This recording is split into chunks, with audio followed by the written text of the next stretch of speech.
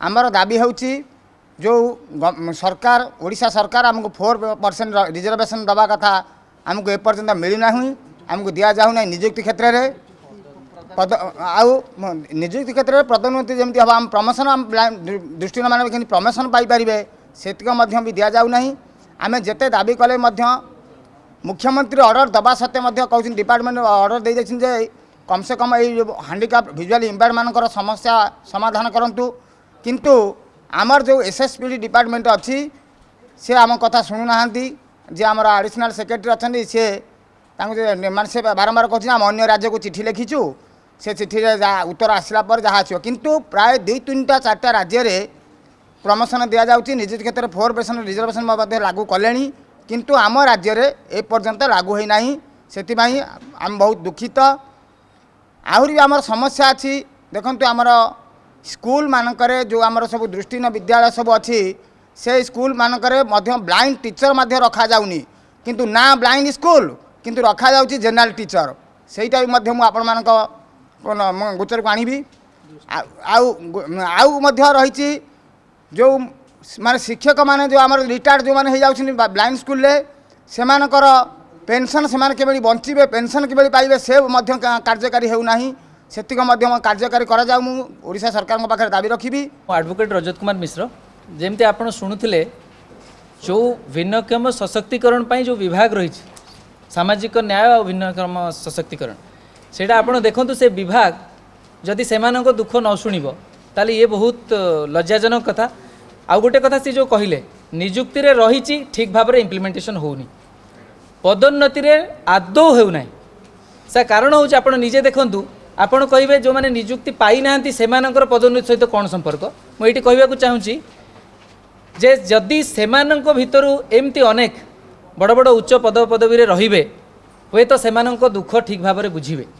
आउ जमती कहले से विभिन्न जो विद्यालय सब रही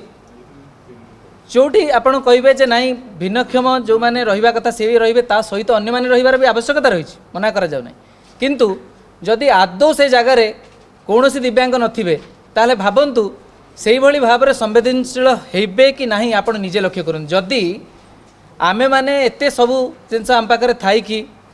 आमे एते संघर्ष करिकि भी से भली ऑफिसर को आमे तांको विरुद्ध रे बा तांको कन्विन्स करि पारु नाहंती ताले से माने केमिति करिवे निश्चित भाव में कोर्ट केवल मु कहली जे कोनोसी गोटे बाहाना दे जेते बेले गोटे क्लारिफिकेशन आवश्यकता पड़िबो सेम जिनस जोटा डिसाइड हो सारी पुणी थे कोर्ट को जीव पुणी कोर्ट को गला पर से जिते इंटरप्रिट करके कही दियंती हाँ एबे कार्यान्वयन करा जाऊ सेठी विभाग कहबो जे नाई नाई आमे निश्चित भाव में करूँ टाइम बाउंड मैनर रे सब करेंगे बोली कही दौरान किंतु आपण थे भावतु कोर्ट व्यय सापेक्ष ता सहित भी समय सापेक्ष पुणी थे ये लड़ुवे आपड़ शुणिले आश्चर्य कंटेम्प्टर भी विभिन्न वर्गीकरण अच्छे फास्ट कंटेम्प्ट सेकेंड कंटेम्प्ट ये कंटेम्प्ट भी चलो जड़े हतोत्साहित हो जाए किंतु आपन थरे भावतु मुझे कहली ना जी आम बारंबार प्रश्न न पचारिबा जो भी अधिकारी अच्छा से जो कहले जमी सोनिया बेहेरा बोली एडिशनल सेक्रेटरी आप निजे भावतु तांकर केबे साहस रहिबो एटा करिया पे किंतु निश्चिंत कोउठी ना कोउठी मु एबे भी कहबी अपारगता रहुची इंटरप्रिट करि पारु नाहंती। आउ गोटे संगीन कथा मु आनिया को चाहूँगी लॉ डिपार्टमेंट रे जो माने लीगल एडवाइजर हुंतु बा लीगल असिस्टेंट पोस्ट ए पर्यंत देखिए बाहरु नाही कॉन्ट्रैक्चुअल बेसिस रे चली जोठी सबुबले अयोग्य व्यक्ति माने रहिबे सेठी भावंतु से माने लीगल एडवाइस कौन देबे आउ वर्तमान आम राज्य में चतुरतार सहित करप्शन करा जो कथा कहली बहुत समय रे करप्शनटा एमती करा जिवो मिस इंटरप्रिट करिकी जानिकी इंटरप्रिट करा भूल भाव में से कहबे आमे बुझी पारि नथिलु जेमती आपण जानछन ए सब नियुक्ति भी सेम जिनस सबु जिनस से कहली आपण जदि टिके डिटेल जिबे से जो रही 4% जो भी रही नियुक्ति रे सेटा को ठीक भाव में इम्प्लीमेंट करंतु